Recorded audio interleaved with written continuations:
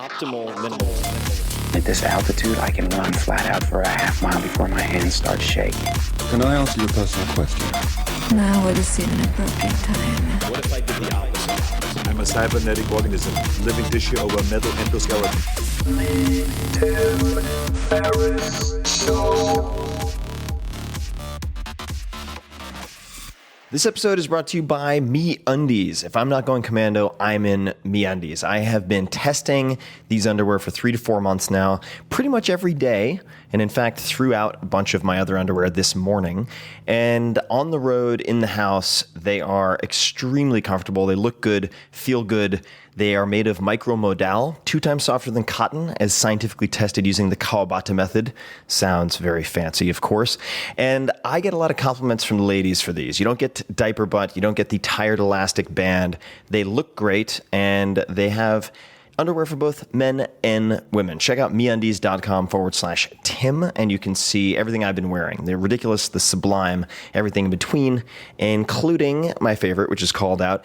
And I would be remiss if I didn't mention their lounge pants. This is a new thing, and I've been wearing their lounge pants when I record podcasts. I've been wearing them out and about when I'm walking the dog, meeting people for coffee, and they are extremely comfortable. They're made from the same material as the underwear, but some of them, like the blue ones I have pockets so you can walk about without seeming like you're off of your meds and completely crazy. So that is awesome. And if you're not happy with the first pair you try on, I assume that refers to the underwear, they'll refund you completely and you can keep the pair you tried on for free. But if you're that kind of person, you should be ashamed because that's disgusting.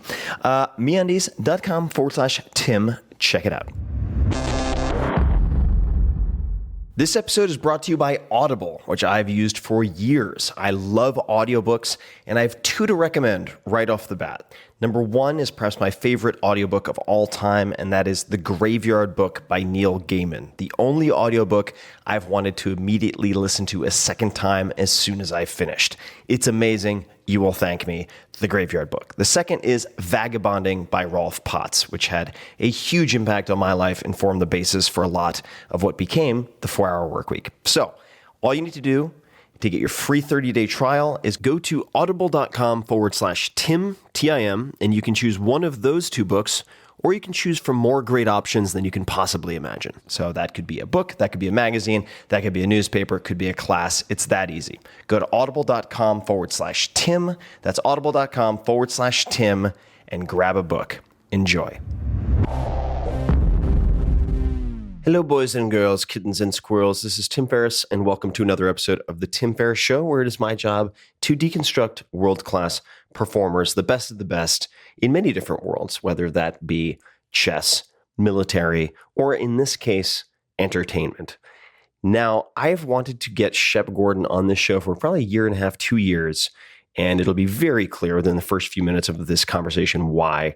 He has been named one of the 100 most influential people by Rolling Stone magazine, and he is the man, he is the icon behind the icons, behind some of the biggest names you've ever heard. You can say hello to him on Twitter and Instagram at SupermenschShep.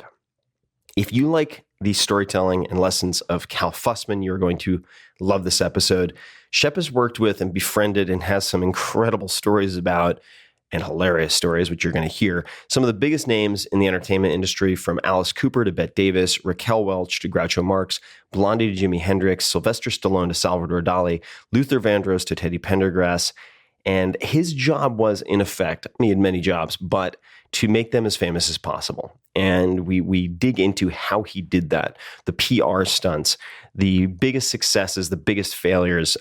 There were quite a few that blew up right in his face. On top of that, he is credited with inventing the celebrity chef phenomenon, which revolutionized the food industry and turned the culinary arts into the multi-billion-dollar industry that it is today. He worked with all of the first wave of the now known as celebrity chefs, Nobu Matsuhisa, Emeril Lagasse, Wolfgang Puck, Vergé, and many others. And then on top of that, he's done quite a bit with His Holiness the Dalai Lama, and it doesn't end there.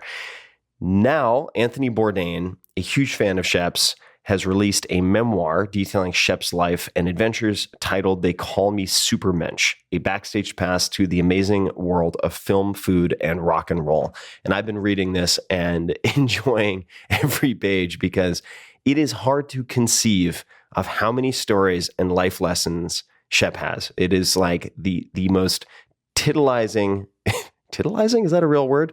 The most sort of raucous, drug-infused party story combined with the best MBA you could possibly receive. So without further ado, please enjoy my conversation with Shep Gordon. Shep, welcome to the show. Aloha. I'm so happy to be here. Thank you, Tim, for having me on. It's my pleasure. And I was mentioning before we started recording that about a year ago, I took my family on a trip for Christmas and we all sat down and we watched Supermensch. And the collective thought was at some point in time, you need to connect with this Shep character. So I'm very excited to have you on the line. And could you place for the people listening where you are at the moment? Yeah, I'm on a beautiful white sand beach called Kealakapu Beach on the southwest shore of Maui. You might be able to hear some waves rolling in the background. And I'm sitting on my porch, which overlooks the ocean, and feeling very, very lucky. And how did you end up in Hawaii? Because I know it's a very important place to you. And not only that, but your home has been a refuge of sorts for many, many people, including notable folks for decades now. But how did you end up in Hawaii? Like many things in my life, partly by accident, partly by taking action. I wanted to quit smoking. This was back in the early 70s. And I had read about a house that Colonel Tom Parker, who was Elvis Presley's manager, had rented in Honolulu and brought his office over to, a big spread. And Colonel Parker was a hero. I said, oh my God, if I could sleep in Colonel Parker's bed and quit smoking, what a cool thing to do. So I rented the house. It was in Kahala in Honolulu and brought a bunch of people from my office over. Sadly, we weren't environmentally conscious in 72. And I remember we all threw our cigarettes out the window driving in from the airport. I just got in with the wrong crowd in Honolulu. It wasn't working at all. My spiral was sort of going deeper. And I decided I had to leave Honolulu, go to an outer island. I had a friend who had a tour going to the outer island. And in those days, they had a hydrofoil. I took the hydrofoil, put one foot on the dock in Maui, and turned around to my friend and said, I'm living here the rest of my life. And I just feel different in my skin here. It's been very magical. Now, if we were to look at rewinding the clock and a shift in location, how did you get your start in the music business for people who do not know the backstory? Another great accident. I have great accidents.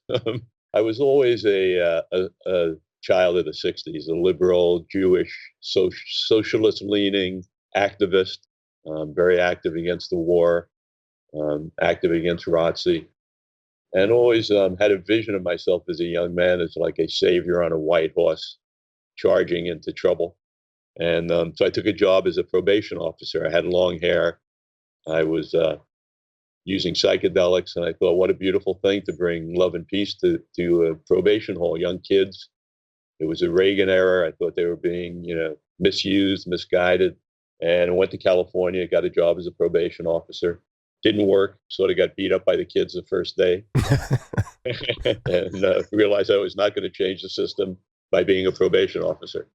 And drove into Hollywood late at night, didn't have a lot of money. There was a small motel that had a vacancy sign. Checked into the hotel, had a balcony. It was exactly Hotel California. It was 2 stories around the swimming pool, palm trees, a life I didn't know. And, went out on the porch and took a little psychedelics, felt a little sorry for myself, having just been beat up at a jail, but also felt amazingly empowered to be on my own in California, free, healthy. And I heard someone screaming down at the pool, a girl, and having just come from a jail, my brain, for some reason, went to violence, and I thought she was being raped. And I ran down to the pool and separated these two people. And the girl got very mad, punched me in the mouth. They were making love. I took the wrong guess. And in the morning when I went down to the pool, the girl was Janis Joplin. And around the pool was sort of the Hollywood Wax Museum. Jimi Hendrix, Jim Morrison would come and go. The Chambers Brothers, who were very big in those days, and I was big fans of. And my journey began. One day, Lester Chambers said to me, what else do you do for a living? Because I had started selling some psychedelics to everybody at the hotel. And I said, I don't really know. And he said, are you Jewish? I said, yes. And he said, you should be a manager.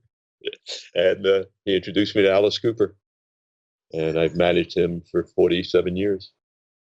So I'm replaying the documentary in my mind, and it seems like, as you mentioned, you've had some fantastic accidents, but you've also created some incredible things in your life, and you seem to be a master P.T. Barnum of sorts. And I was hoping you could discuss some of your favorite stunts that you've put together, because the one that jumps to mind, and I'd love to hear about a few of them, but at least one that comes to mind was the broken down truck in London. But you can tackle them in any order that you'd like. But I just think these are so genius. I'd love for you to explain a few of them.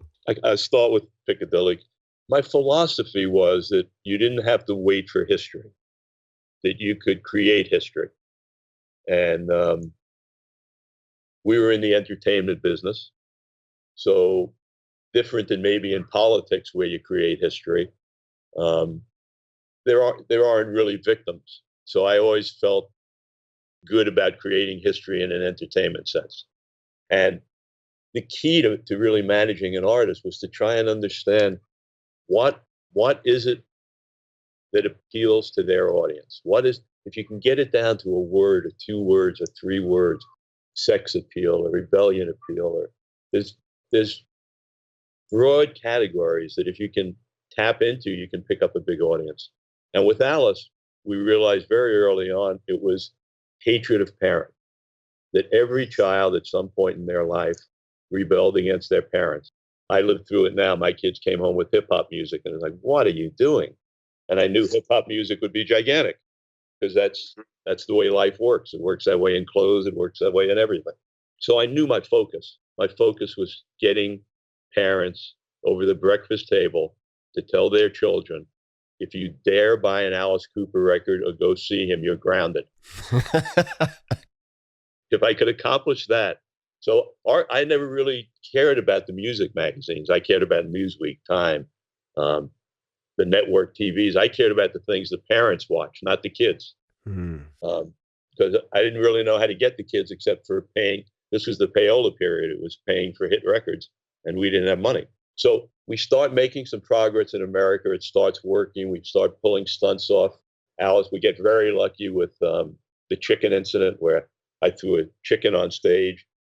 And the press thought that Alice bit its head off and said these horrible stories about him, which broke him wide open in America. And I assumed it's great to England. I get to England, there's no ticket sales. And I'm now trying to figure out, how do I, in a matter of 10 days, get every parent in London to hate Alice Cooper? That's not an easy task. And so I go in, and there was a brilliant guy working at Warner Brothers who was the fifth Beatle, Derek Taylor. He was their PR man, and he was brilliant. And he said, tell me about this Alice Cooper. He had never heard of Alice Cooper. And I told him what I was thinking. We started talking, and I said, is there anything that all the parents in London watch or do or see? And he said, well, the morning shows are gigantic because everybody checks them for the traffic before they leave home.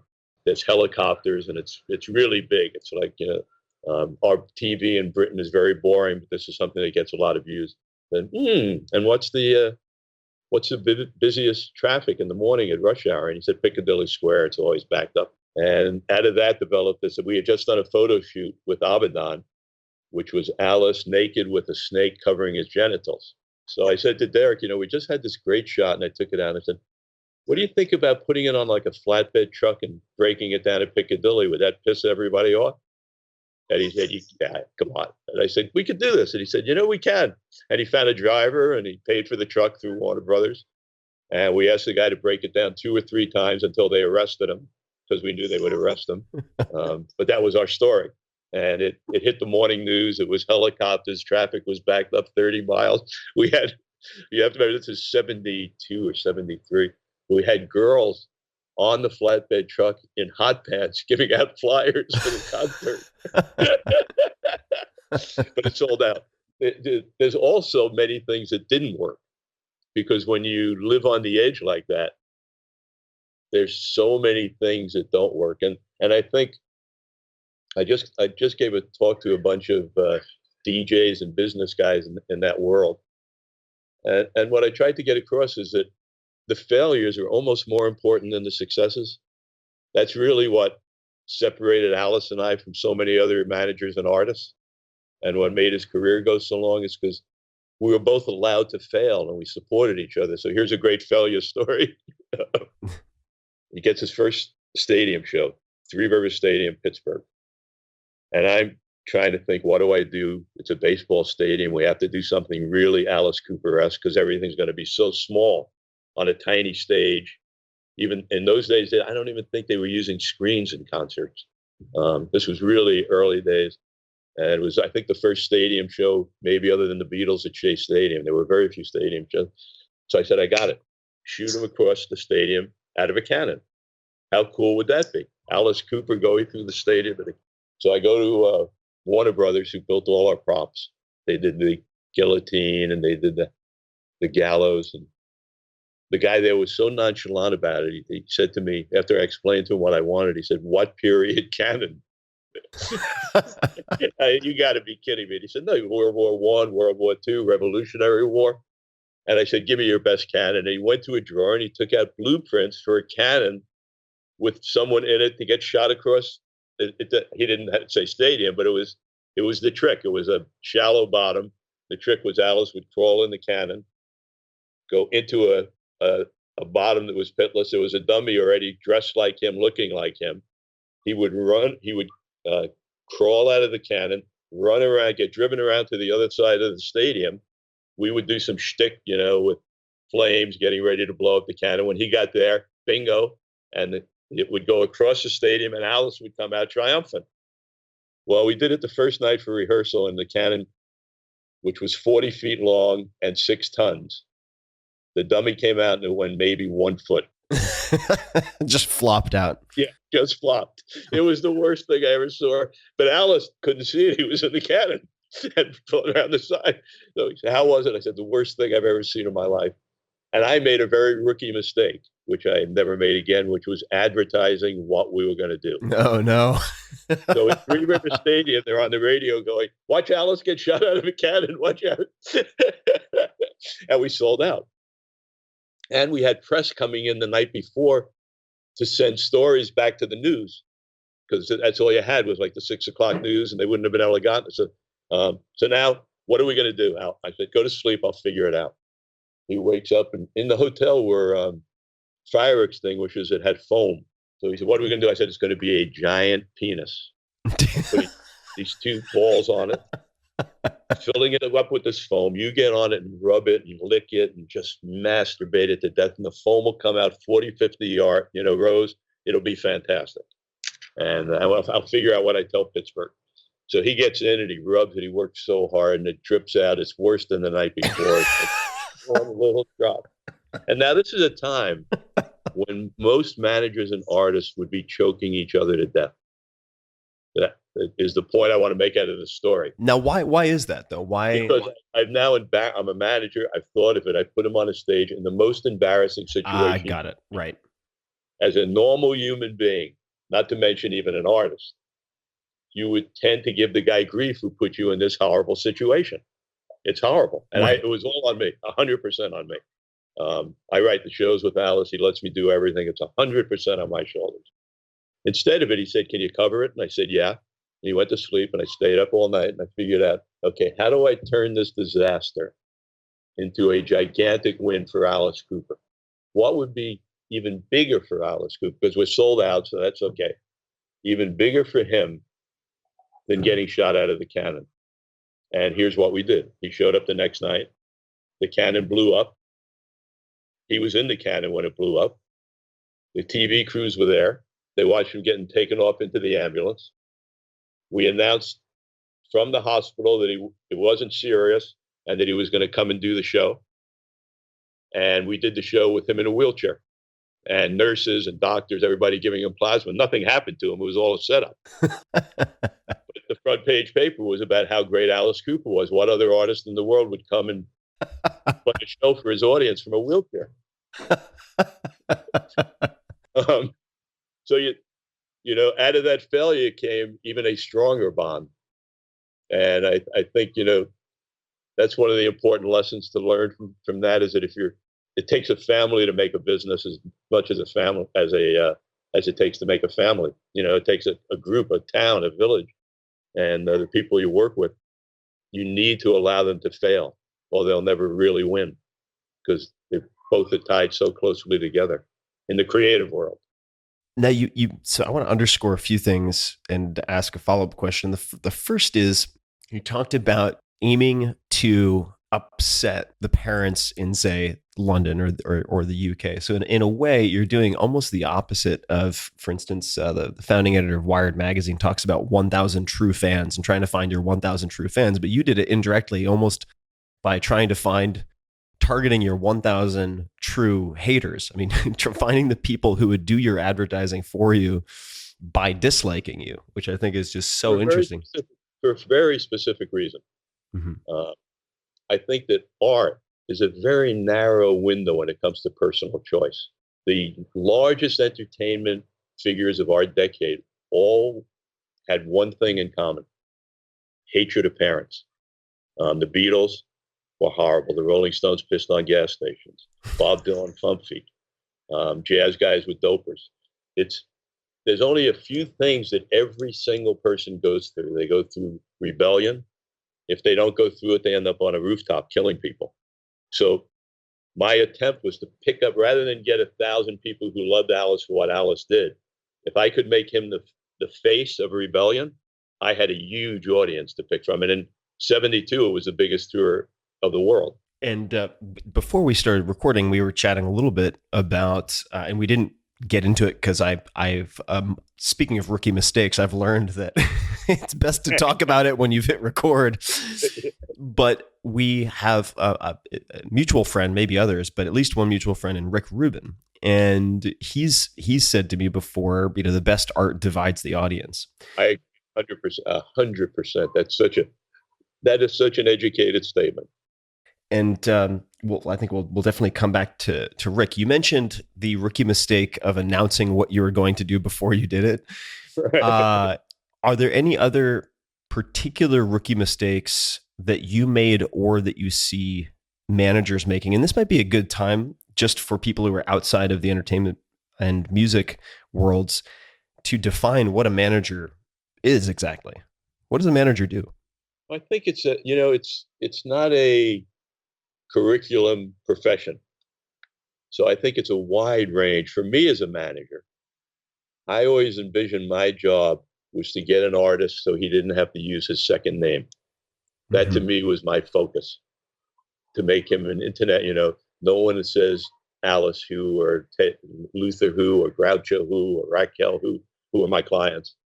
There are other managers who are very, very dollar orientated, who can squeeze blood out of a dollar. There's other managers who are great at getting Coca-Colas. Meaning actually fetching the beverages for the artist? Yes. It's really an artist-driven profession for the most part. It's what they're looking for and what their need and what they're willing to share. And it's a very wide range. I think for me, the really talented managers are the ones who get ahead of their client by 6 months or a year and go, come this way. I know there's a pothole right here. Be careful. Who really have a vision of what the audience is, what the attraction is, how to put it in a picture frame that doesn't compromise it, doesn't make the artist chase the flavor of the month, but knows how to promote the essence of what they are, which gets so much to what Rick Rubin's comment was. That once you have the success and you have your audience, you're never going to keep them out of rebellion because they're going to drop off in 5 or 6 years. Rebellion goes bye-bye. So it's a matter of taking that and taking the essence of what this artist has creatively that makes them a great artist and putting that in a picture frame that the people who pick them up by these broad strokes say, yes, that I can relate to. I want to stay with that. So what he said is so brilliant. I never really thought of it like that. I always say it from the other side, is it you pick up your broadest audience by social revelations rather than art, because that's obscure. But what he's saying is perfectly right. So each one of those artists, depending on what they want to do with their art, is very different. Some making the most money is the most important. Some being the most famous is the most important. Some not being told what to do is the most important. So different than a doctor or an accountant. There's no real curriculum and nowhere to really learn to be a manager. I'm going to come back to the rookie mistakes question, but I have to bring up, because it was one of the most hilarious portions of the doc with Mike Myers, which was a flashback dramatization, a reenactment of getting one of your clients to agree to have you as a manager. But there was a competition of sorts. And I was just thinking to myself, this is not the type of thing, when you said there's no curriculum, this is probably not the case study that would be used in an MBA program about music and entertainment management. But I'm guessing that you remember which example this is. Could you please replay this for folks? You know, it's funny because it's in some ways not my proudest moment. I was impressed, nonetheless. Proud or not. But it's something I never would have ever talked about if Teddy. It regards an artist named Teddy Pendergrass, and he was a very macho Afro-American artist. I would have never talked about this if he hadn't actually written it in his book, which amazed me that he would admit it. But it was early on in my career. I was very successful and had a great reputation, which didn't exist in the management business at that time. And one of my clients was Groucho Marx, and the executor of Groucho's Marx's estate was a gentleman from CBS named Goddard Lieberson. And he was very good to Groucho, and he was a legend, and my armpits got sweaty every time I went to see him. He was a living legend. And he had someone in CBS reach out to me to ask me if I would go look at it and meet with Teddy Pendergrass to manage him. He was a very important artist to the label, and they would like me to be involved, and you couldn't say no to Goddard. So I went to Philadelphia. I didn't really like the show, but I realized that the fellow named Teddy Pendergrass was actually the lead singer of Harold Melvin and the Blue Notes, who were one of my favorite groups. So I went backstage. There was a long line of Jewish managers. There were all these great characters, Sid Scheinenberg, who had all these companies. His name was Sid Arthur, I think it was Arthur, and it was SAS. So he had Sasco, Masco, Fasco, Dasco.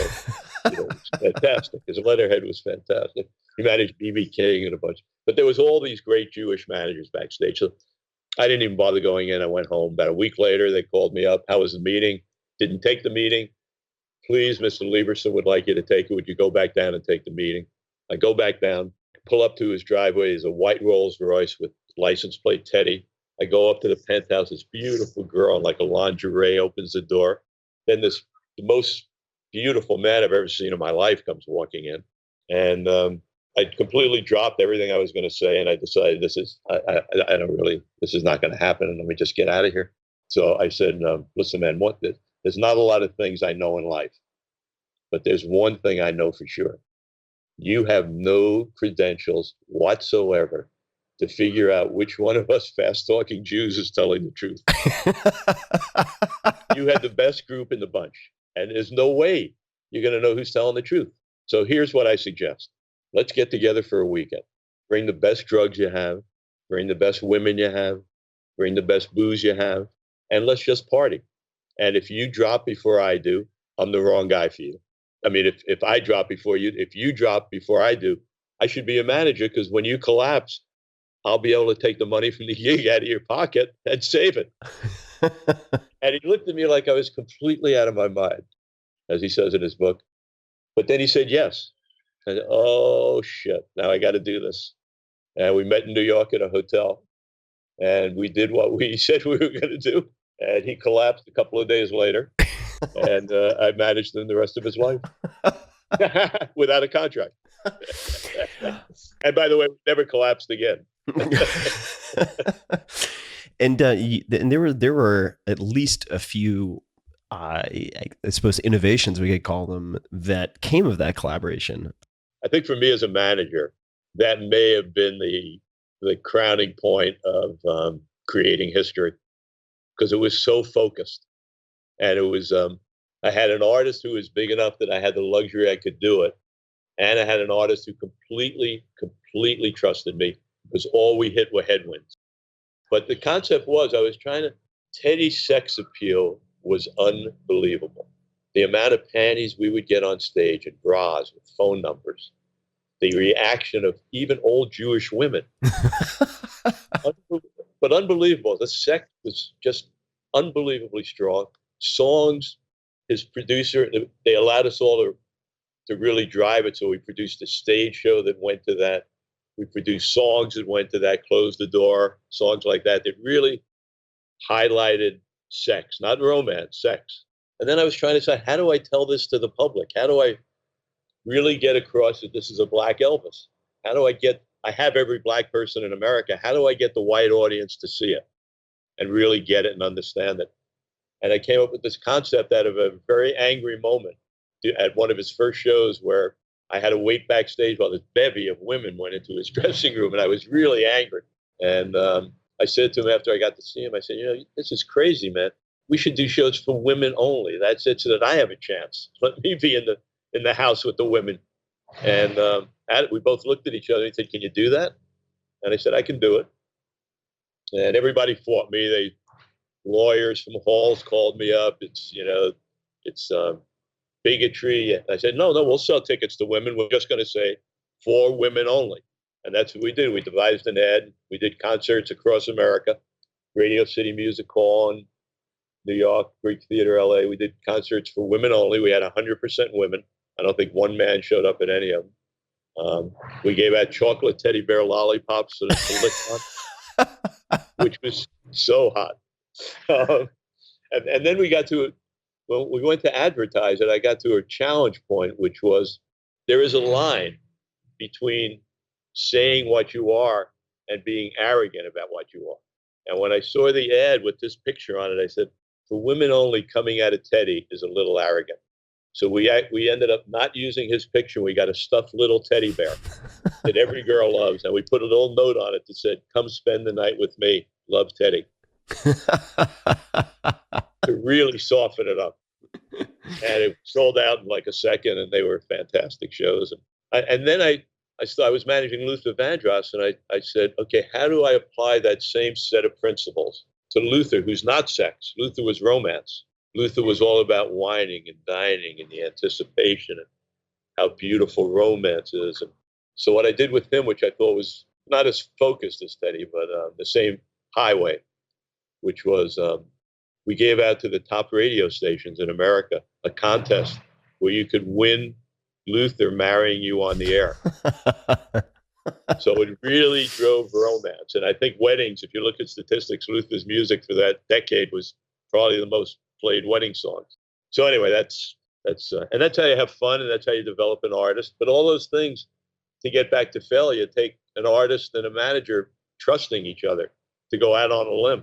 The question of failure, the question of mistakes made, are there any other rookie mistakes that you see a lot of people making in the position of something like a manager, or that you made, that come to mind? Any particular sort of archetypal or critical mistakes? Yeah, I think it's less a list of mistakes than it's a mistake of intentions. What I see, at least from the people I see and talk to, is they're not in the business really for service. They're in the business for greed. And out of greed, you just do stupid things and your vision's blurred. If you're in it for service to your artist, which is really a manager. I mean, again, there are different types of managers. There are managers who are power guys who, I get it, they build empires off it, and they're great for their artists. But I think, I have an assistant who has a daughter who's being sought after by everybody in the music business, record companies, managers, publishers. She's a beautiful 21-year-old girl, Lily Miola. And I see the difference between the phone calls that come in for her and the things that I do for Alice. Like I wake up for Alice and I think about how am I going to enhance his career? How am I going to, like right now we're running Alice for president. We wrote into the show a piece where Hillary beats up Donald Trump in the show. And we have a Alice Coop for president. We're selling T-shirts. We're going viral. And it's fun. It's funny for us. But it's me waking up and thinking, what can I do to add to Alice's career? And most of these young people I see coming around, when I sit and talk to them and they ask for advice, they're not asking advice for their artist. They're asking advice for them. How do I get more clients? How can I get a piece of publishing? I think it's a general rule maybe for humanity as our civilization moves along.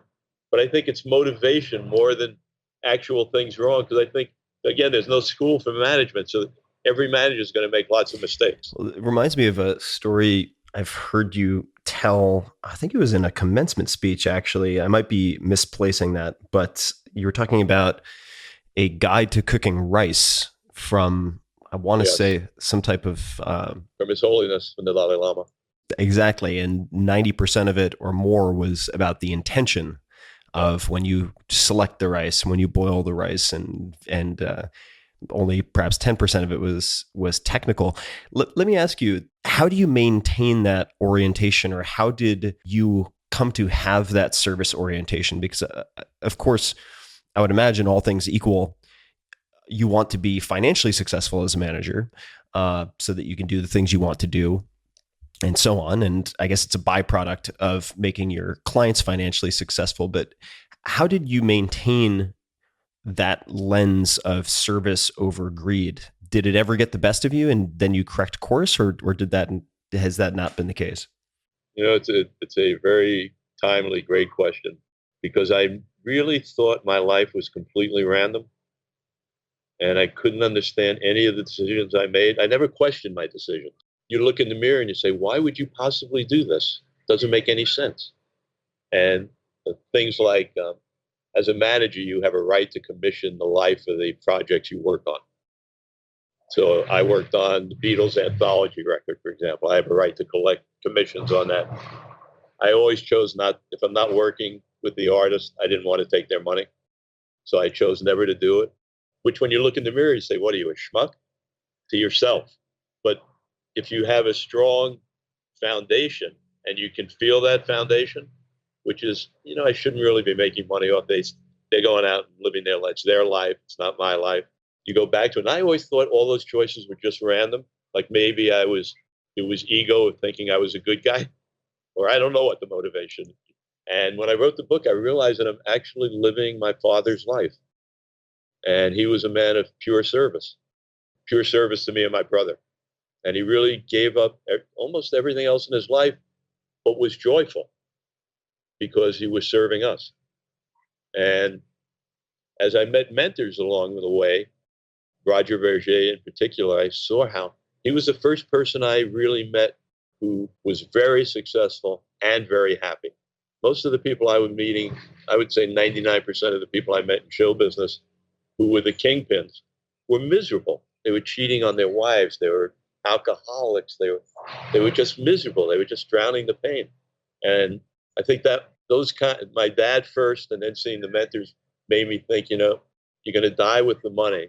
Enjoy the moments you're here on the planet. And if service is a way to enjoy it and comes naturally to me, I don't want to fight it by falling into the traps of all those normal traps of greed stuff. I'm good enough at what I do that I can make a living. I've heard, and I want you to correct me here, but that it took something like 10 to 12 years for Mike Myers to get you to agree to do the documentary. Maybe you can give me some color there, but the follow-up to that is going to be, why a book? Why do a book? Yeah, I've always cautioned my clients when I started working with them that if I do my job perfectly, I have a good chance of killing them because I will make them so famous that they can't survive. So I've always had a very corrupted view of fame. I realize that's what I do for a living. And I'm good at it. And it can provide great stuff for people, but they have to be prepared that they're going to take a fall and hopefully get up from that fall. So the last thing I really wanted to do was test myself. Why would I really want to, it didn't make any, documentaries aren't financial. I didn't view it as being of service to anybody or anything except my ego. And I didn't want to have to deal with fame. I just didn't want to have to flirt with it. I saw too many people I loved fall victim to it. So I said no and laughed. And then I had some near-death experience and didn't know it, luckily. I mean, it was beautiful. And I woke up in a hospital room, very drugged out. And by the second day, realizing I was very alone, that my life was fairly isolated. I was in a hotel room. A hospital room. I just almost died, feeling very high. And I think starting to feel really sorry for myself, which is unusual for me because I'm usually feeling how lucky I am. And right in the middle of that, Mike called. Hey, Shep, how you doing? And I said, I'm really doing miserable. It's one of the few times in my life I can't find the footing. I'm sort of kind of lost a little bit. And he said, well, how about doing the movie now? Now we have like a really dramatic moment to go to. And I said, I think my ego probably said, because I was feeling sorry for myself. I said, yeah, maybe that's a good way to come out of this thing if I live. Let's do the movie. So I got well, got some good help from my friends, and maybe a month later remembered that I had told them we would do the movie. So I called him up. Hey, Mike, how you doing? And, great. I said, remember, did we have a conversation when I was in the hospital? I said, do the movie. And he said, yeah. He said, go ahead and do it. I staffed up. I got 6 people working here. Okay. And I really assumed that like my cousin in San Diego would see it, or that he would abandon the project, or I didn't. It was hard for me to think of it as real.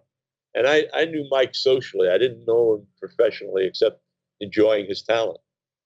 And I didn't realize how driven he was. And he spent the next year of his life, 7 days a week, 24 hours a day on this thing. I did nothing. But I remember about 11 months into it, I got to New York, and he invited me up for a cup of coffee and say hello. And I went up and I walked in his apartment. It was like walking into CSI. It was pictures of me every my life all over every wall. On CSI, the way they had the criminals. Yeah, right. So, and the movie came out, and at first I was really embarrassed, especially with the name. I couldn't look anybody in the eye when they'd say, oh, I hear you got a movie. What's it called? And I would feel my eyes go down to the floor when I would say Supermensch. I could not look anyone in the eye. And the film company asked me to come out for a screening somewhere in the Midwest. And it was the first time I had seen it with the audience. It was at some film festival. And I was really embarrassed. I mean, like a truly embarrassment. Supermensch, like, oh my God, this is so egotistical. It's so not what my vision of myself is. But so I started questioning my vision of myself. But anyway, as the movie's over, I walk out into the lobby, and this very Aryan couple. They almost looked at the top of a wedding cake. Right. They're standing there, and the woman had tears in her eyes. And they just stood in the corner. They waited for everybody to take pictures, the things that happen after a screening. And I walked over to him at the end, said, oh, so glad we wanted to talk to you. We just moved here from St. Thomas, and our children had grown up, and we were empty nesters, and we came back, and we realized we have so much to be blessed for, and we just don't do enough good stuff. And watching the movie made us realize we have to change that in our lives, and we'd love to start with you. And we don't have much, but we're hunters, and you said you like to cook and eat. We have a lot of venison in our freezer. Can we give you some venison? And I went back to the house, got the venison. It turned out my roommate in college was there, next door neighbor in St. Thomas. They had a picture of him. Oh, wow. When I saw the effect it had on those people, and then I came back and I started getting emails and calls. We spoke about Rick Rubin before. That's how we reconnected. Out of nowhere, I hadn't seen him in 30 years.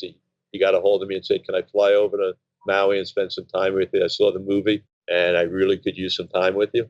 And he came over. I hadn't seen him in 30 years. So it affected all. The first package I got when I got home was this beautiful bird cage. Came from Africa, and it had like 50 white silk flowers in it and one pink one. And this 4-page letter from a girl, 19-year-old girl, who said, "Listen, I'm not different than the other flowers, but I know if you would let me out of the cage, I could really help my people." But, just these things coming from every corner. So that was sort of a side note. And I had a friend, Roy Choi, a chef, who had a book signing in New York when I was there. And he's on Anthony Bourdain's imprint. And I never met Anthony, and I was a huge fan of him. At the book signing, he walked over to me and he said, "Hey, I want to do your book." Maybe this is a moment where I can try and figure out what motivated me, and maybe if there's anything in what motivated me that other people can use, maybe some techniques that I never was aware of, but that I can find by looking backwards. And that's really the exercise. And they agreed that if I didn't want to put out the book, I could give them back the money, and we just ended. So that was the journey for me, was to try and see, Mike always said there are these interconnections, and I always thought of my life as random, to see, are there connectors that could help other people along the way, and hence the book. And what impact would you like the book to have? I would like people to realize how lucky they are. I end the book with maybe one of the things that maybe I can add to some people's lives, particularly here in America, which is just where you drop out of the womb, you won the game. You won already. You're in America. You have a chance. You can get clean water. You get food. Hopefully you get some love. There's not a bomb dropping on your head every second. That alone is something to meditate on every day, how special you are and how rarefied it is to be born into something like this. And then maybe the second thing is to try and see the miracle in everything, so that when you see somebody who your initial reaction is hatred, or you see a snail walking on the ground and your initial reaction is kick it out of the way, to try and see the miracle in it. If you see the miracle in it, because everything is a miracle, you're not going to be able to hurt it. You're going to have a different attitude towards it. To the person you hate, you're going to feel sorry for, that they don't see the miracle in themselves. And sorrow is a much better emotion than hatred, selfishly, for yourself. And in there's also practical, how you try and make business into compassionate business, how you try and make it a win-win, not winners and losers. And I talk a lot about how you create history, things like guilt by association, taking a non-famous person and putting them next to famous people. The fame starts to bleed off. And we live in a fame-driven world. So for commerce, fame is important. So I want to ask you about regular practices in your life related to Buddhism and appreciation in just a minute. But since you brought it up, could you describe what you did for Anne Murray that pertains to your last example of that fame by association? Yep. Anne was a great example of guilt by association. She's a wonderful singer, one of the purest voices I've ever heard. She was a school teacher in Toronto who went on a TV show for the summer and sang a song called Snowbird, which became a #1 record around the world, huge impact. But she was very, very, very Canadian white bread. But she wanted to make it. She wanted to be on Midnight Special, which was a big show there. She wanted to play in Vegas. She wanted to do all the things that stars do. But she wasn't a star. She was a girl who had a hit record that nobody really knew who sang it. So she came to me for management. And one of the first things I did with her was try and, because the song was so big and so strong, I knew that I could include her and stuff if I had her with important other people. So I booked her. At that time, Alice Cooper had a group called the Hollywood Vampires, a drinking group. And it was John Lennon and Harry Nilsson and Mickey Dolenz and the Monkees.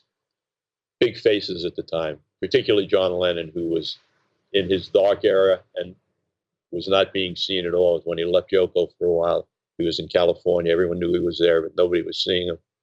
And the press were anxious to see him. So I booked her in California on Thanksgiving, which I thought was very funny because she was Canadian. I tried to make it all as absurd as I possibly could. And I got the guys. I went to see the guys and I said, I got down on my hands and knees, and I used to drive them all home at night because they all got too drunk to drive and nobody could afford cars. So I was the designated driver. So I got down on my hands and knees and I said, guys, I'll drive you all the time, but you got to come help me with this girl from Canada who is so opposite from you that if you guys would stand next to her, I could help make her famous, and I'll drive you forever. And they came down, and we got this great picture of Anne Murray, John Lennon, Harry Nilsson, Alice Cooper, Mickey Dolenz, which went out around the world. Immediately, Midnight Special called up to have her host the show. And, oh, by the way, you think she can get John to come with her? Well, we'll try. And we did try. Rolling Stone called up for a big interview. She made a bunch of covers with the picture. And for the next year or so, we sort of dangled a little bit that maybe John or Alice or somebody would show up. And the rest is sort of history. She got a long-term contract in Vegas, and life went well for her. I didn't know the contrast aspect of it that you thought through, because when I looked at the photograph, she does pop out almost like she's superimposed on top of the photograph. Yeah. She really pops out. Oh, man. I don't know if she ever forgave me for doing the picture. She thought she was compromising her career. Seems to have worked out pretty well. Yeah. Now, you mentioned Roger Vergé, and a lot of people associate you with music, but you're also very widely credited with creating the celebrity chef phenomenon and movement. How did you meet Emeril Lagasse? I met Emeril on a trip to New Orleans. Had started to become a little bit of a foodie because of my association with Mr. Vergé. And down in New Orleans, there was a chef named Paul Prudhomme, who was very famous, the only really famous chef. And I had a friend of mine who had just taken over a large record company, EMI. And we went down for Jazz Fest, and it was his birthday. So I got a hold of, I think it was Mr. Vergé or somebody who made reservations at Paul Prudhomme's for the 2 nights we were going to be there. And we went the first night, and it was not a good experience. So we decided to go somewhere else the next night. And we went to a very touristy, but well-respected operation called Commander's Palace. Oh, yeah. Very famous. But served 1,000 meals a day. And we had a reservation. We get there, a little guy with like half glasses who doesn't look at us at the maitre d' stand. Says 45-minute wait, take him to the bar. And to get to the bar, you walk through the kitchen. And I caught this guy's eye, and he came over and gave me a big hug. I had never been there. And said, "You guys taken care of?" And he said, "Hooked up," I think was the words he used. I said, "No, as a matter of fact, we got to go stand in the bar."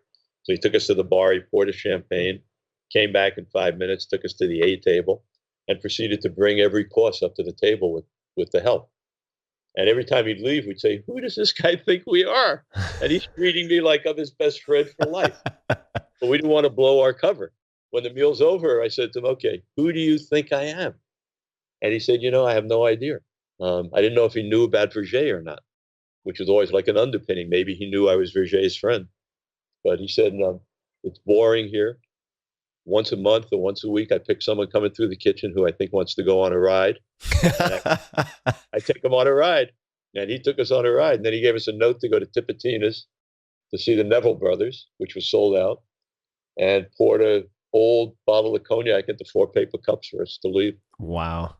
And maybe a couple of years later, maybe a year later, year and a half, 2 years later, I ended up in a unique situation with 50 or 60 great chefs who asked me to manage them.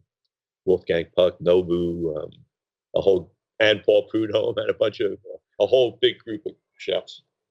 And I remembered Emeril and how he treated me. And I said, I'll do it, but there's one guy in New Orleans. I want to bring him, Emeril Lagasse. And they had all heard of him. I didn't realize at the time he had just opened his own restaurant. That's why they had heard of him. And I called Commander's Palace to tell him what I was doing and see if he wanted to join. And they said he opened his own restaurant. It was Emeril's. And our journey began. Wow. I mean, we could go into so many different rabbit holes with all these stories, but I'd love to talk about some of your practices, current practices. So we were talking about recognizing the miracles and, by extension, appreciation. What practices do you have in your life to help cultivate that and maintain that perspective? I wouldn't say that I have a discipline. I'm not a practicing Buddhist, and I don't really practice any hard and fast disciplines. What I try and do in my life is Joseph Campbell always talked about going into a quiet room for 20 minutes and doing what makes you happy. And what I try and do is schedule. I know things that make me happy. I know being in a jacuzzi makes me happy. I don't know why, but I get in a jacuzzi, I sort of leave my body, I space travel, I deal with issues that I don't deal with when I'm in my body or, perceived to me to be in it. And that 15 or 20 minutes, I usually say is like a tuning fork. I do that. Cooking for me gives me that same headspace. So when I get to a point where I'm starting to get confused, I'll go to the kitchen and cook for a half hour. And that sort of brings me back to a place of thankfulness, consciousness, focus. Just brings me back to where I want to be. And I think for me, those are the two that I really use as my foundation when I'm truly lost. I go to those two and I try and, but I think, I think if you're lucky in life, you find those things that get you back to what's important, because there's so much fool's gold. There's so much noise that to really stay focused on what's important and what makes you happy and what is compassionate is difficult. And I think needs constant retuning. What have you noticed? I mean, you mentioned the dangers of fame and how a lot of these celebrities just become moths who are consumed by the flame, so to speak. What separates the people who get killed by fame versus the people who do not? Well, I think, the one thing I always say fame, and I realize that I need to put a qualifier on, which I didn't do in the movie or really in the book. And I need to qualify it by saying that the fame that I've dealt with for most of my life was fame attained by people who were in front of large audiences in real time. So the 90% of my artists who achieved fame had a live people applauding in mass amounts, as opposed to film stars, as opposed to authors, as opposed to people who got fame in other ways. So mine is fairly slanted. And I think, so for me, until I really wrote the book and started to think about these things, my saying those words was because the people in front of me were normally trying to be headliners in stadiums. And for that subgroup of people, I think rejection is so gigantic to get to a place of success that there's normally something driving them, some hole somewhere in their life, something that they need filled. Maybe it's love from other people. Maybe it's, I don't know, in each person it's different. Maybe they don't have a personality, so that's their personality. But when you get to filling a 30,000 seat hall, for the most part, whatever that hole was, doesn't get filled. And that's when the real problems begin. And that's what you see in artists. When they're selling 300 and 400 seat halls, they're fine. They may have a drunk, but when they're headlining stadiums, now they go to rehab. It's part of the tour. That's the old tour. 65 days, then we'll go to rehab. So I think my view of it is very slanted. But I think there's, so many common things about it. I was talking to my first glint of fame was they were playing the movie at the Tribeca Film Festival, and Michael Douglas was doing a talk with me. And I was walking to it, and walking for me is one of the things like the jacuzzi or the cooking. When I'm walking, I don't put headphones in. I sort of space travel and deal with issues. I'll deal with a topic that's been on my brain. And I love that. That's what I love about walking. I walk 5 miles a day here. I walk in New York a lot. And it's quiet time because I'm not famous. So nobody stops me. Nobody cares. So I'm taking my walk, and the very nice lady said she worked at CNN. They had just screened the movie. Did I have a few minutes to talk to her? I stopped for a minute. She explained that she had been trying to get into management and production. She had had problems as a child at home. She wanted me to talk to her about how I overcame those insecurities of youngness to become who I am. And my instinct would be to be thankful to be able to help her. Those are the moments you want in life, where you can, help somebody who needs help. And but I couldn't. I had to get to be at the theater. And as I was walking there, I explained to him, really sorry. I gave him my email. As I was walking, I started thinking about someone like Michael, who I've walked with a million times. He gets stopped by every single person. Wants a picture, wants to tell him a story about how he met his father, all great stuff.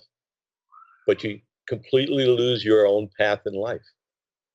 You're now on someone else's path. I'm sure it happens to you many times. And it's weird. That's a weird thing to cope with. Yeah, it's really I don't know if you experienced this that time, but it's really sad and frustrating also, because the person who you told you had to leave to go to this meeting may or may not have even believed you, right? Correct. Oh no, I realize no. I like to think of myself as a Johnny Appleseed of joy, so anyway, my question to Michael when I got there was, I said, before you ask me a question, I got to ask you a question. I said, the last 30 minutes of my walk, I got stopped by this girl.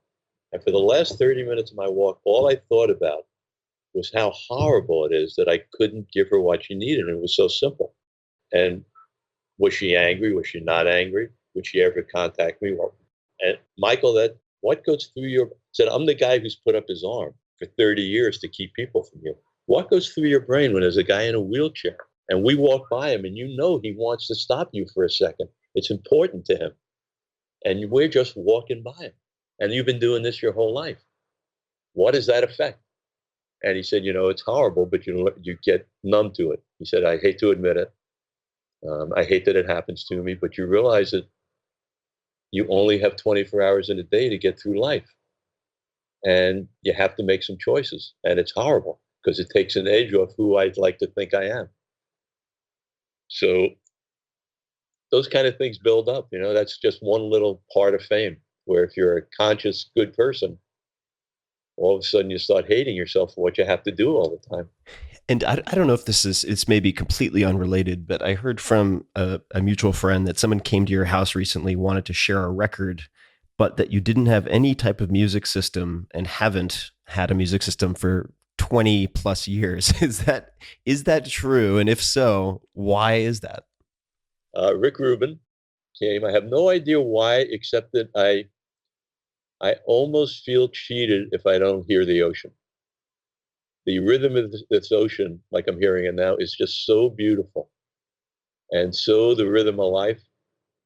And I feel so blessed to be on it and hear it, that it almost felt like an intrusion so many times. Mm-hmm. So Rick Rubin came, and I think I mentioned it before. We had a nice lunch and we talked. And then he wanted to play me something. I said, I listen in my car. I don't really have stuff to listen here. So he outfitted my house with Sonos, which I must say I am really happy I have, because I use it a lot. And I do realize that music was sort of missing in my life.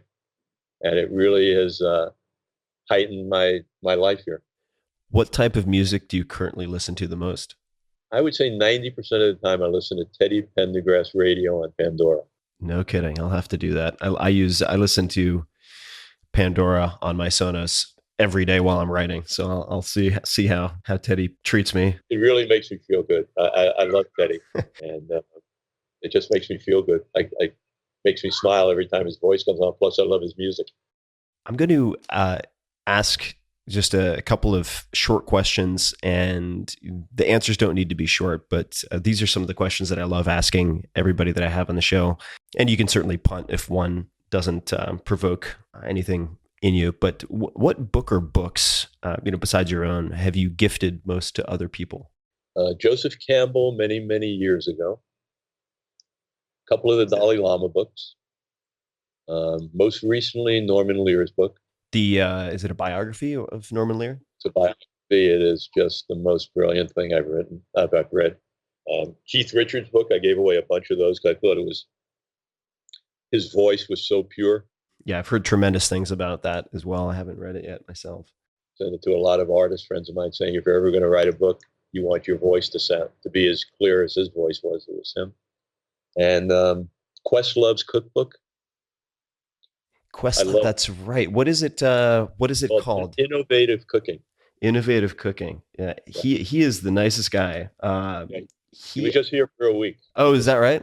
Yeah, we had a really nice time. He was another one who reached out, saw the documentary, and said, I really would love to speak to you for a while. And he threw a little dinner party for me in LA. And then he came out here for a week, which was really nice.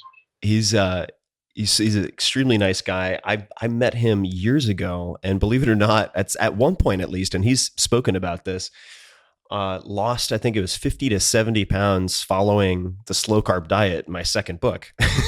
Yeah, I think he mentioned that to me, actually. Oh, no kidding. Yeah, he told me he did the slow carb diet. Yeah, he's such a sweetheart of a guy.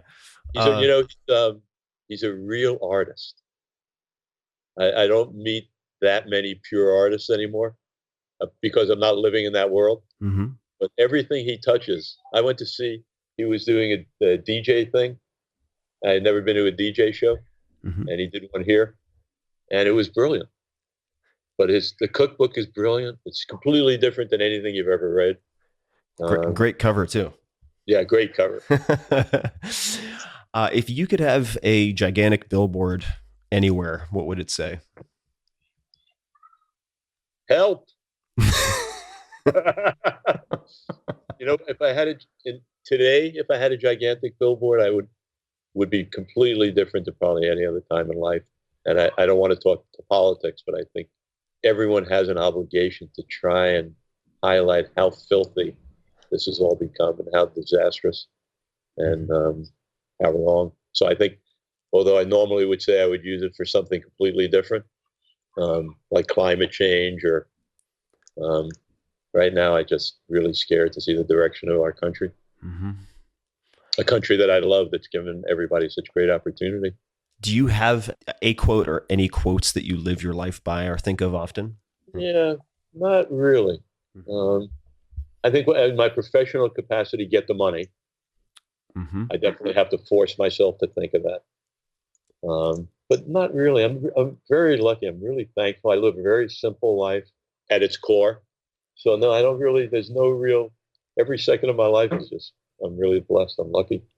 Who are, I'm just arbitrarily pulling out a number here, but 3 people or sources that you've learned a lot from or followed closely in the last year or so? Let's come back to that one. We'll come back to that one.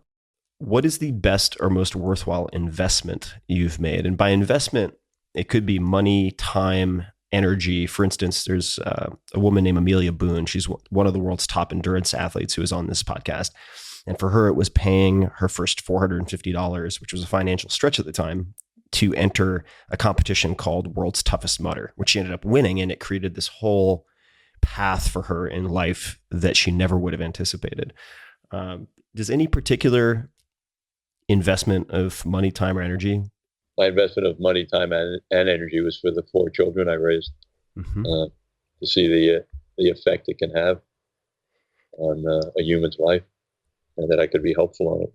Just amazing. And all of your children are adopted?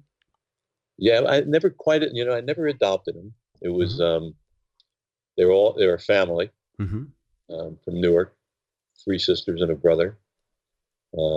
And in the days when their mother died, mm-hmm. there was a huge safety net for children without parents. The government provided huge benefits. And although we didn't partake of any of the benefits, I'm not an accumulator. Mm-hmm. So I could have been broke at any time. I lived by making money, but I wasn't an accumulator.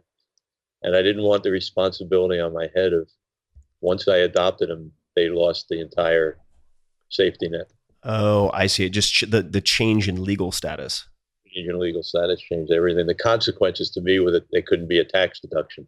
I see. Now, by accumulator, does that mean that you historically or even still currently don't save? I save, but I'm not. I'm not a billionaire. Right. Well, most people aren't. I mean, I'm at a point now in my life where I can maintain my lifestyle. Mm-hmm.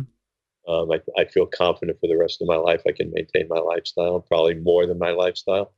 But in 1970, whatever year was it? I thought 1992. I think we got together. I know it's 26 years ago, whatever that is. I didn't know I didn't know that I would be able to keep my lifestyle.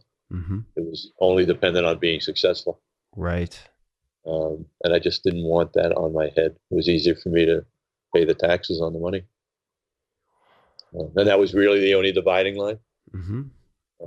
So what advice would you give to I have at least 3 friends who have brand new infants right now, or are going to have their first kids in the next several months. What advice would you give to them as first-time parents?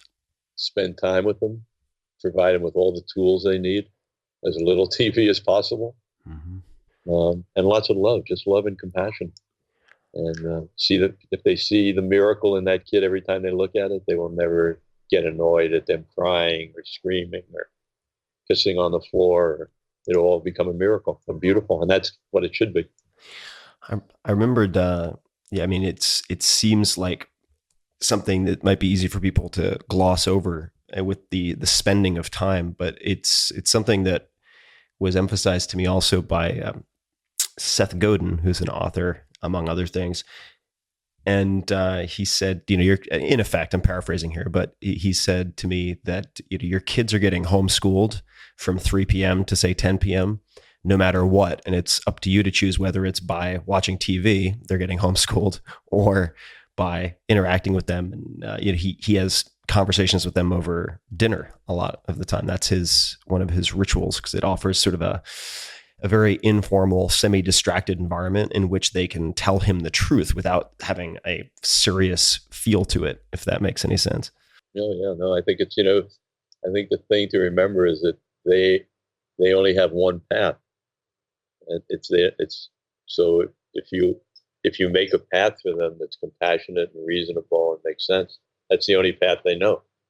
If you give them a path of neglecting them and letting TVs teach them everything, they're going to live in an alienated world.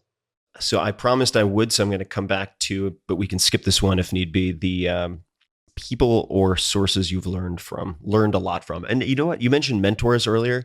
This could be way back in the day. It doesn't have to be recent. Right. I think some of the most significant people in my life, for sure, Roger Vergé, who was a great French chef, considered maybe the godfather of all the chefs. And for people who want to look him up, how do you spell his last name? Vergé.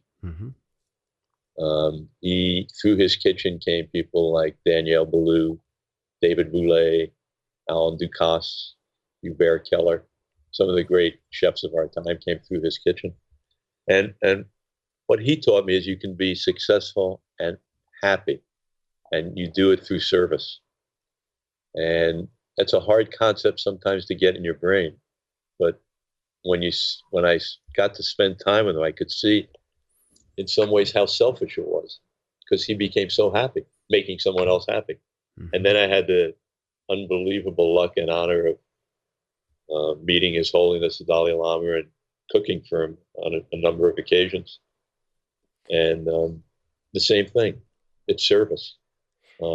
Makes him so joyful, he giggles every second, and he lives his life of service.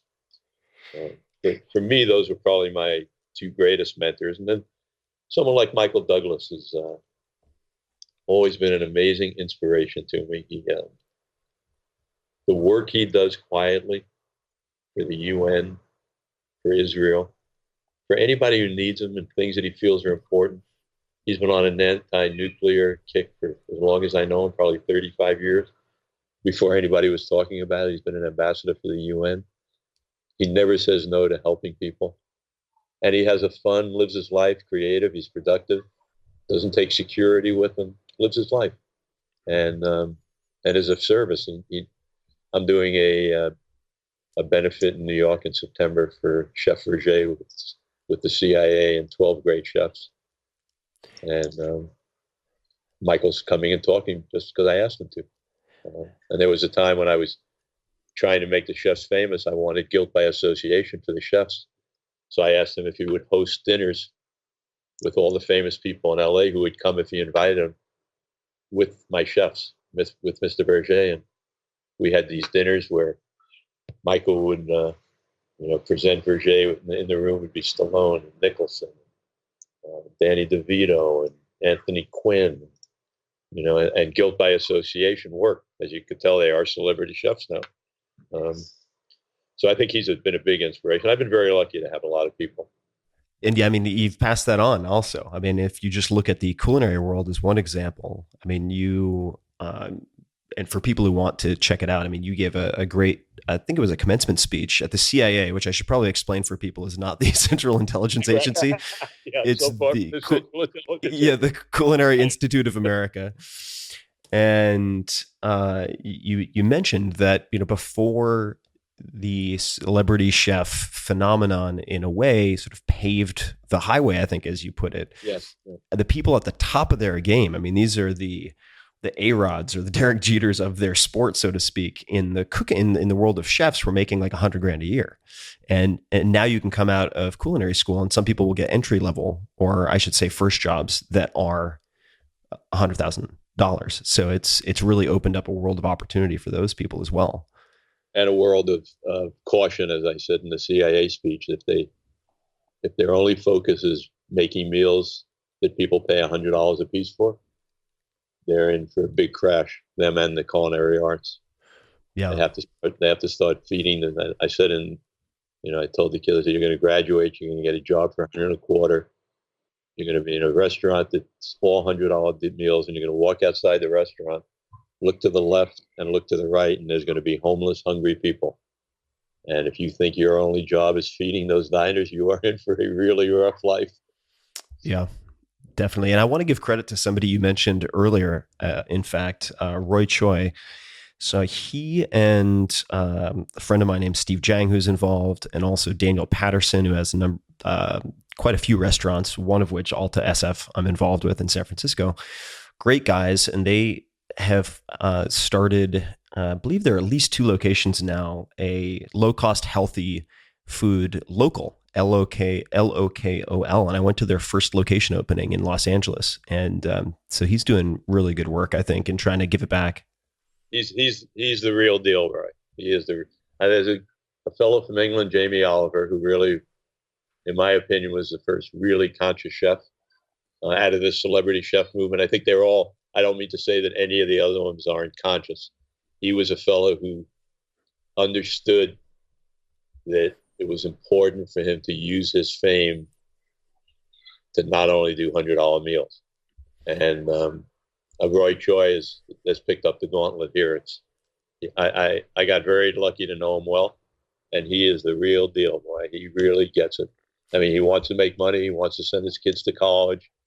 He wants to do all the things that we all want to do for our families. I'm sure he wants to be famous like everybody else, but he completely understands that we all have to travel together. This is not a one-person journey. Yeah, definitely. He did a hell of a job training Jon Favreau for chef as well.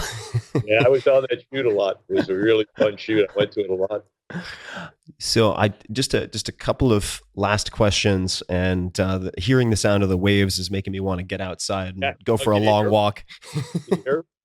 Oh yeah, I can definitely hear it. It's making me want to chase daylight to go for a hike with my dog.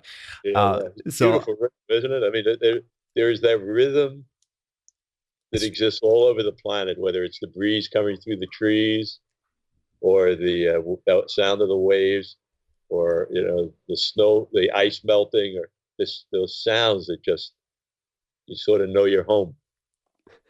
It's meditative, very meditative. So one question I have to ask is for all the people out there who may one day end up cooking for the Dalai Lama, should you have yak milk tea on the menu? Maybe you could provide some, if you have any experience. Yes, I do. So I was really fortunate. They accepted, he was coming to Hawaii, and they accepted my offer to cook for him. And I'm not a practicing Buddhist, and I didn't know a lot about His Holiness. And I did some research, and I assumed he was vegetarian. I couldn't get anybody. Tibetan people are so beautiful and so gentle. When you ask them, what should I make for His Holiness, they would never it's so aggressive for them to tell you what to make. So all they would say is, "Oh, he would love anything you make." They're completely of service. So I couldn't really find out, but in the research, it said that the only real staple in Tibet is yak. Yak is a cross, I think, between like a goat and a cow, and they live high in the mountains. There's no vegetables really there. So everything's made from yak. It's yak stew, yak milk, yak butter, yak cheese, and the most popular thing is yak tea. So I have a friend who does tours of Tibet, wonderful guy named Kenny Ballard, and I asked him if he could get me some yak butter to make yak tea, so that I could have yak tea for His Holiness for his first breakfast. Thinking I was, oh my God, how cool is this? I'm so cool. And I get the yak butter, and it's the smelliest thing you've ever smelled. It was in a jar. Still smelled up my whole house. It's so smelly, but I had it, and I get there, and the only requirement for cooking for him, they asked me no questions, and they didn't ask me if I could cook. All they said was, you can't have expectations. If you have an expectation that you're going to meet His Holiness, then you shouldn't cook for him. So I went to my crew. We got all those expectations out of our brain. You have to assume you're not going to meet him. We're going to cook the meal. Someone's going to deliver it to him. You're doing this for service, not for a photo op. And the first morning, they asked me to bring him his meal. Now, I'm completely shocked because I assume I'm not even meeting him, and it's 5 o'clock in the morning. And one of the things on the tray is the yak tea. So they have you cover your mouth to feed His Holiness. So I cover my mouth, and I go up the steps into his room, and I walk in, and he's in his robe with top down. So his chest was bare, and he's brushing his teeth, looking in the mirror, and gets a big smile, looks over, oh, hello. Big smile. I go, hello, Your Holiness. I'm so nervous. I can hardly speak. I tend to get nervous in front of power figures, particularly at that point in my life. Now I've sort of adjusted, but it was almost overwhelming. I just didn't want to faint. It was like, and he takes a whiff or two, and he goes, "Oh, yak tea." And I said, I got so proud. It's like, oh my God, Chef, you pulled this off. It's so amazing. It was worth all the effort, all the smell. You are the coolest guy in the world. And I hear him say, as I'm telling myself this, his second line is, "Oh, that's why I leave Tibet. It smells so bad."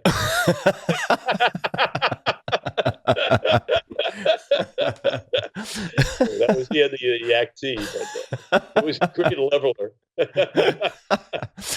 Oh man. Well, we could go on for days, and I don't want to keep you for days. But I want people to hear your stories and to learn from you. What is the title of the book? Where can people find it?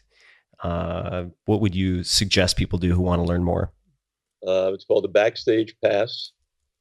I have to look up the title. And I can certainly link to it also in the show notes for people who just want the convenience. Here's the name. They call me Supermensch. Mm-hmm. A backstage pass to the amazing worlds of film, food, and rock and roll. Supermensch. And it's can be ordered through Amazon or through any of those services. It's published by Anthony Bourdain through Echo. I'm really proud to have Anthony as the publisher, and I hope everybody enjoys it. And for those people listening, I will, of course, link to everything in the show notes at 4hourworkweek.com/podcast. And Shep, any last words, any requests of the audience for them to take with them and consider or act on? Anything else that you'd like to say before we wrap up? This is so out of my wheelhouse, but the only thing I really have to say is please go vote. We need everybody to vote their conscience and think about their children and about what kind of world they want to live in. Mm-hmm. Then make a choice. But this is a critical time. We need to vote. Absolutely. Hear, hear. Well, Shep, I hope we do get to meet in person sometime. And thank you so much here. This has been a blast. On your show, I listened to it. It's amazing. Thank you. Well, I think you're doing important work, and we didn't even have a chance to skim the surface really of a lot of what you're doing right now. But I will add. Maui will do another show. We'll do another show. Maybe I can have one of those papayas. And thank you so much for the time. I really, really appreciate it. Thank you. Mahalo, as we say in Hawaii. Have a great day. Definitely. And to everyone listening, as always, thank you so much for joining us. And until next time, pay attention, experiment often, be nice, and pay attention to the miracles. Hey guys, this is Tim again. Just a few more things before you take off. Number one, this is 5 Bullet Friday. Do you want to get a short email from me? Would you enjoy getting a short email from me every Friday that provides a little morsel of fun before the weekend? And 5 Bullet Friday is a very short email where I share the coolest things I've found or that I've been pondering over the week. That could include favorite new albums that I've discovered. It could include gizmos and gadgets and all sorts of weird shit that I've somehow dug up in the world of the esoteric as I do. It could include favorite articles that I've read and that I've shared with my close friends, for instance. And it's very short. It's just a little tiny bite of goodness before you head off for the weekend. So if you want to receive that, check it out. Just go to 4hourworkweek.com. That's 4hourworkweek.com, all spelled out, and just drop in your email and you will get the very next one. And if you sign up, I hope you enjoy it. This episode is brought to you by Audible, which I've used for years. I love audiobooks, and I have 2 to recommend right off the bat. Number 1 is perhaps my favorite audiobook of all time, and that is The Graveyard Book by Neil Gaiman, the only audiobook I've wanted to immediately listen to a second time as soon as I finished. It's amazing. You will thank me. The Graveyard Book. The second is Vagabonding by Rolf Potts, which had a huge impact on my life and formed the basis for a lot of what became the 4-Hour Workweek. So, all you need to do to get your free 30-day trial is go to audible.com/Tim, T-I-M, and you can choose one of those 2 books, or you can choose from more great options than you can possibly imagine. So that could be a book, that could be a magazine, that could be a newspaper, it could be a class. It's that easy. Go to audible.com/Tim. That's audible.com/Tim and grab a book. Enjoy.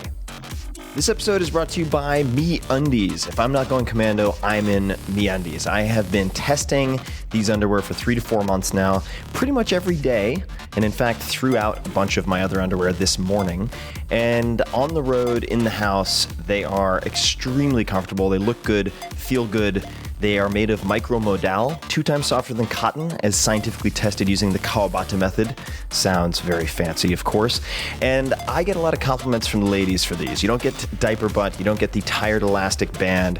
They look great, and they have underwear for both men and women. Check out MeUndies.com/Tim, and you can see everything I've been wearing. The ridiculous, the sublime, everything in between, including my favorite, which is Called Out. And I would be remiss if I didn't mention their lounge pants. This is a new thing, and I've been wearing their lounge pants when I record podcasts. I've been wearing them out and about when I'm walking the dog, meeting people for coffee, and they are extremely comfortable. They're made from the same material as the underwear, but some of them, like the blue ones I have pockets so you can walk about without seeming like you're off of your meds and completely crazy. So that is awesome. And if you're not happy with the first pair you try on, I assume that refers to the underwear, they'll refund you completely and you can keep the pair you tried on for free. But if you're that kind of person, you should be ashamed because that's disgusting. MeUndies.com/Tim. Check it out.